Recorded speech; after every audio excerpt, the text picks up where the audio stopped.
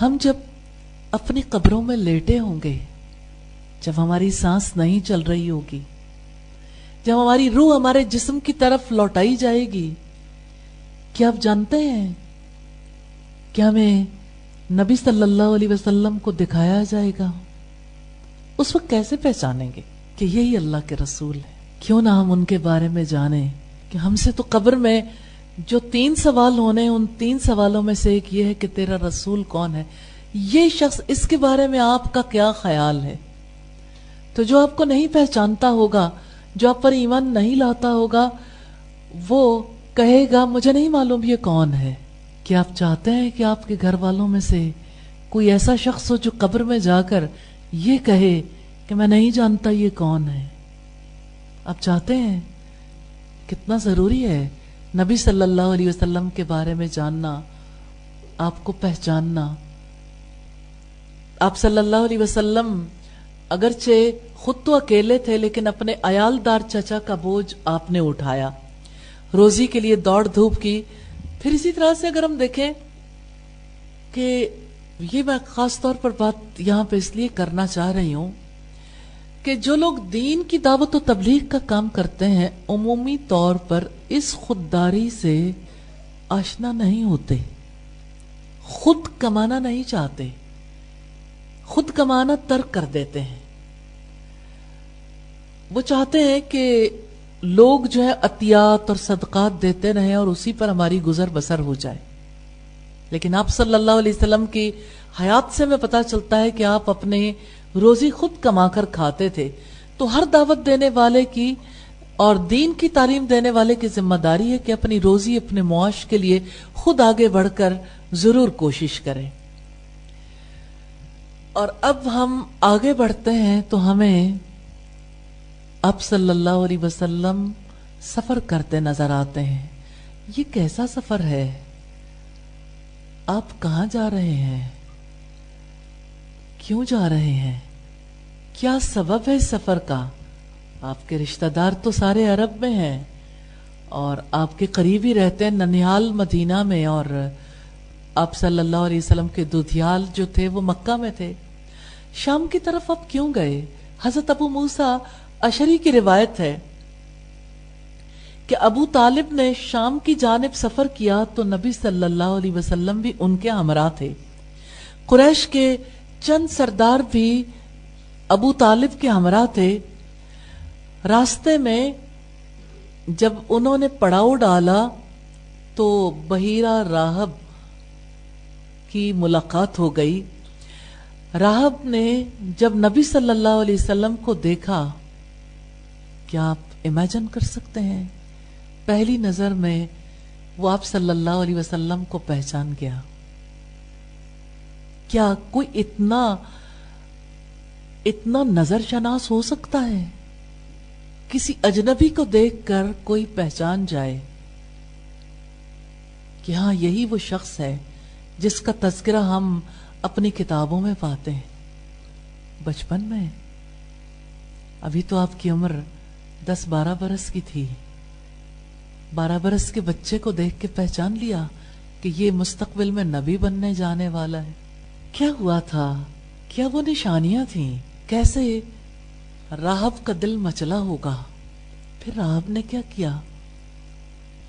ہاں، یہ واقعات تقاضا کرتے ہیں کہ ہم اسے تھوڑی ڈیٹیل سے دیکھیں۔ ہم دیکھتے ہیں کہ ابو طالب کا قافلہ پڑاؤ ڈال چکا ہے۔ کیا آپ اپنے تصور میں اس قافلے کو شام کے علاقے میں دیکھ سکتے ہیں جہاں قریب ہی ایک گرجا گھر ہے اور گرجا گھر کی کھڑکی سے ایک راہب جس کا نام بحیرہ ہے، اس کی نظر باہر پڑ جاتی ہے۔ کبھی ایسا نہیں ہوا تھا کسی قافلے کو دیکھ کر اس نے سوچا ہو کہ کسی کو کھانا کھلایا جائے، لیکن آج اس نے جس کو دیکھا تھا اس کا جی چاہتا تھا کہ کسی بھی طرح سے اس سے ملاقات کر لے۔ اسے یہی راستہ نظر آیا، دعوت کر لیتے ہیں۔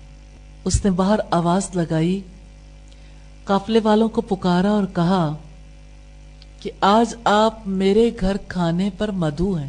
جنہیں انوائٹ کیا گیا وہ بھی حاضر جواب تھے. کہنے لگے ہم تو یہاں سے اکثر گزرتے ہیں, پہلے تو تمہارے دل میں کبھی خیال نہیں آیا, آج کیا ہو گیا, آج ہمیں کھانے پر کیسے بلا لیا؟ بحیرہ راہب بہت بے چین تھا, گرجا سے نکل آیا, ان کے درمیان جا کر گھومنے پھرنے لگا.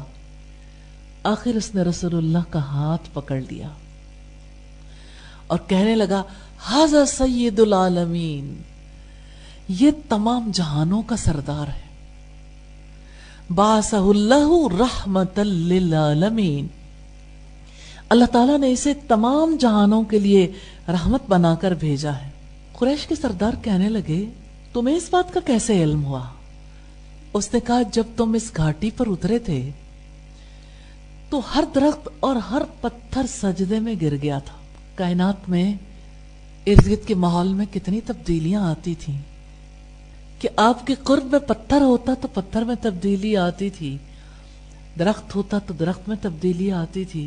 یہ اللہ تعالیٰ کی طرف سے انتظامات تھے تاکہ لوگ آپ کو پہچان جائیں اور آپ پر ایمان لے آئیں. راہب نے یہ لاجک اس لیے دی تھی کہ کوئی بے جان پتھر, کوئی درخت کسی نبی کے سوا کسی کو سجدہ نہیں کرتا, اس لیے میں نے پہچان لیا کہ یہ نبی ہے اور ہماری کتابوں میں اس کا تذکرہ موجود ہے اور اسے دیکھ کر میں نے پہچان لیا. دوسری بات اس نے ایک اور کہی, وہ بھی کیا دور تھا جب رسول اللہ کو پہچاننا بہت مشکل تھا. تب سوچئے یہودیوں نے, عیسائیوں نے آپ کو کیسے پہچانا؟ پڑھا تھا نا بھئی, پڑھ گئے, علم تھا, نشانیوں کا علم تھا جس کی وجہ سے وہ پہچان گئے تھے.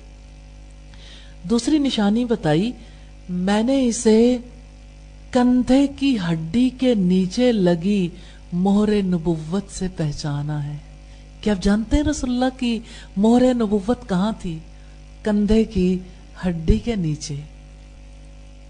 آپ کا جی نہیں چاہتا کہ آپ بھی اس مہر نبوت کو دیکھ سکیں؟ ایک شوق ہے, تڑپ ہے, ایک طلب ہے. اس طلب کی وجہ سے اللہ چاہے تو خواب میں بھی دکھا سکتا ہے. اللہ سبحانہ و تعالی چاہے تو ہمیں نبی صلی اللہ علیہ وسلم کا دیدار کروا سکتے ہیں. اور ہم اللہ تعالیٰ سے دعا کرتی ہیں ان مجالس کے دوران ہی ہم سب کو نبی صلی اللہ علیہ وسلم کی خواب میں زیارت کروا دیں کہ آپ صلی اللہ علیہ وسلم کو ہم دیکھیں تو ہماری آنکھیں تسکین پائیں اور ہمارے دل محمد صلی اللہ علیہ وسلم کی محبت سے لبریز ہو جائیں کہ یہ محبت ہمارے ایمان کا حصہ ہے. خیر, بحیرہ راہب واپس چلا گیا, سب کے لیے کھانا تیار کیا.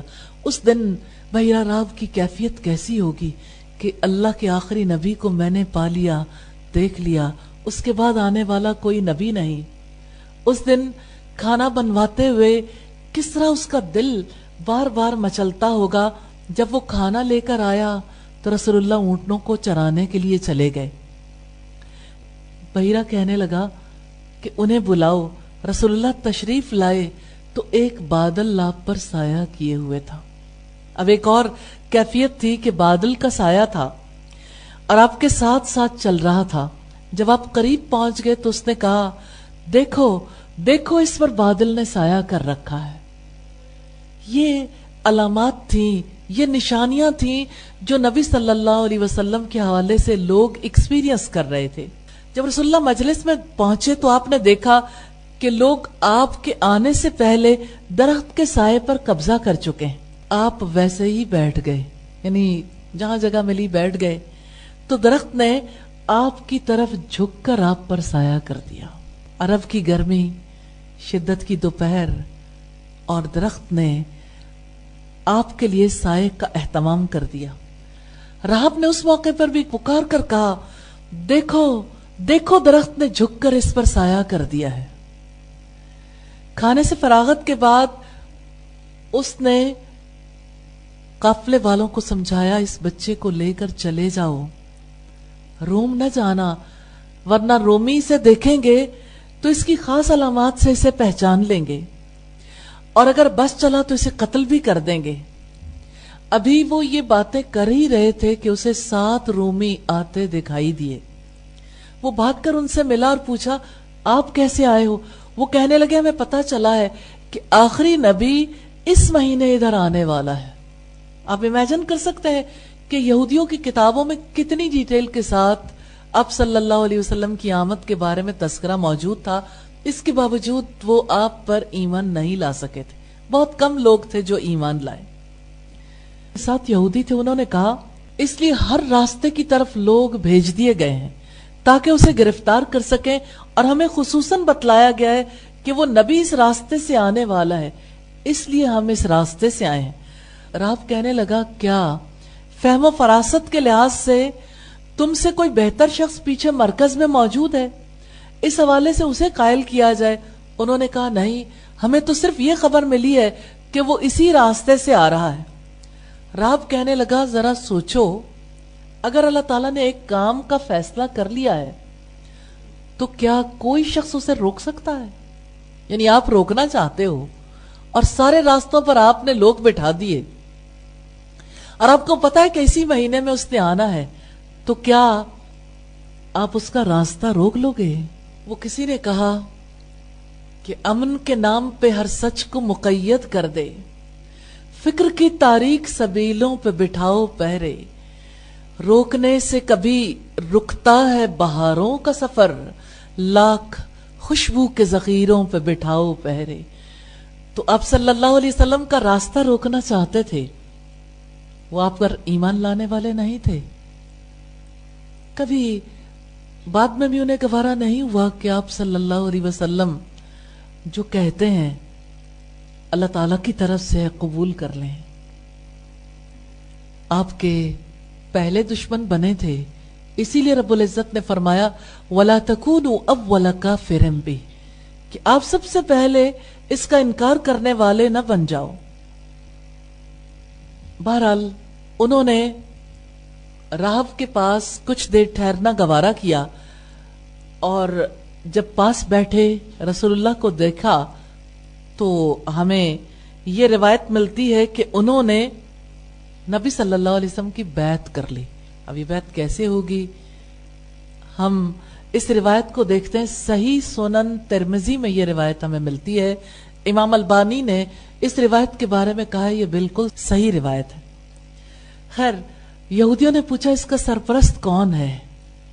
پتا چلا ابو طالب ہیں، تو وہ منتیں کرتے رہے کہ اس کو ضرور واپس بھیج دو۔ آخر کار ابو طالب نے نبی صلی اللہ علیہ وسلم کو واپس بھیج دیا۔ واپسی پر راہب نے رسول اللہ کو کیک اور زیتون کا تیل تحفے میں دیا۔ اس نے دل میں سوچا ہوگا کہ آخری نبی کے حضور جو نذرانہ پیش کر سکوں پیش کر دوں، کہ یہ اللہ کا حبیب ہے، اس کے بعد تو اللہ تعالیٰ کی طرف سے آنے والا کوئی نہیں۔ تو یوں آپ نے یہ پہلا سفر کیا۔ علماء کا اس بارے میں بہت اختلاف ہے، لیکن اس حدیث کو امام حاکم نے، امام ترمذی نے اسے حسن کہا، امام حاکم نے اسے صحیح قرار دیا، حافظ ابن حجر نے اور امام البانی نے امام حاکم کی تائید کی ہے۔ اور یہ روایت مستدرک حاکم میں والیوم 2 پیج 616 پر دیکھ سکتے ہیں۔ امام حاکم نے جو روایات کی ہیں وہ بخاری اور مسلم کی شرائط پر کی ہیں، تو اس سے ہمیں یہ پتہ چلتا ہے کہ ان واقعات کا حق اور سچ ہونا تحقیق شدہ ہے۔